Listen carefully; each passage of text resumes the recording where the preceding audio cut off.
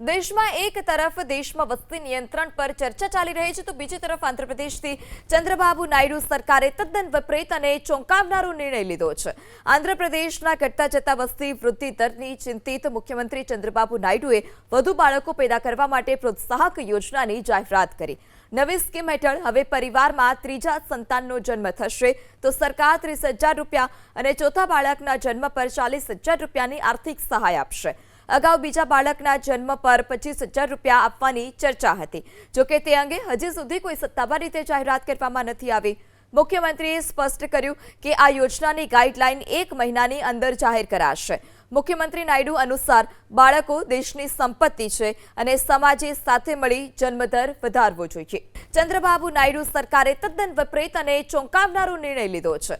આંધ્રપ્રદેશના ઘટતા જતા વસ્તી વૃદ્ધિ દરની ચિંતિત મુખ્યમંત્રી ચંદ્રબાબુ નાયડુએ વધુ બાળકો પેદા કરવા માટે પ્રોત્સાહક યોજનાની જાહેરાત કરી। નવી સ્કીમ હેઠળ હવે પરિવારમાં ત્રીજા સંતાનનો જન્મ થશે તો સરકાર 30,000 રૂપિયા અને ચોથા બાળકના જન્મ પર 40,000 રૂપિયાની આર્થિક સહાય આપશે। અગાઉ બીજા બાળકના જન્મ પર 25,000 રૂપિયા આપવાની ચર્ચા હતી। જોકે તે અંગે હજી સુધી કોઈ સત્તાવાર રીતે જાહેરાત કરવામાં નથી આવી। મુખ્યમંત્રીએ સ્પષ્ટ કર્યું કે આ યોજનાની ગાઈડલાઈન 1 મહિનાની અંદર જાહેર કરાશે। મુખ્યમંત્રી નાયડુ અનુસાર બાળકો દેશની સંપત્તિ છે અને સમાજે સાથે મળી જન્મદર વધારવો જોઈએ।